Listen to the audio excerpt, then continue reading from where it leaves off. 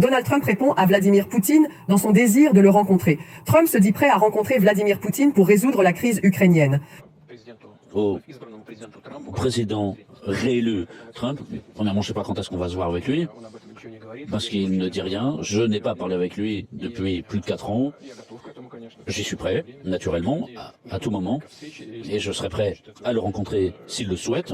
Le président élu américain Donald Trump a affirmé que Vladimir Poutine, président de la Russie, souhaite organiser une rencontre le plus tôt possible. Trump a précisé que cette réunion serait l'occasion de chercher une solution pour mettre fin au conflit en Ukraine, tout en appelant à un cessez-le-feu immédiat.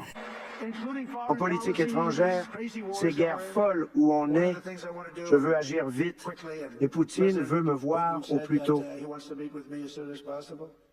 On doit donc attendre, mais on doit arrêter cette guerre. Cette guerre est horrible, des soldats tués, c'est une plaine où les balles volent avec des armes puissantes.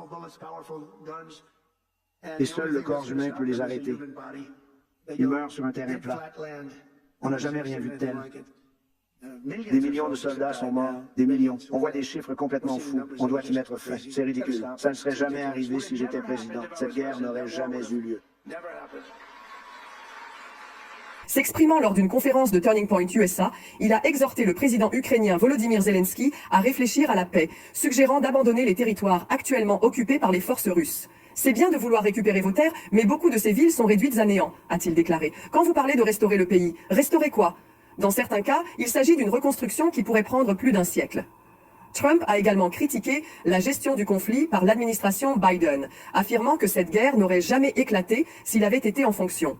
Par ailleurs, il a annoncé son intention d'adopter une politique nationale définissant officiellement les genres reconnus comme uniquement masculins et féminins. Cette déclaration marque une nouvelle étape dans sa stratégie politique, alors qu'il se prépare à une possible rencontre historique avec Vladimir Poutine.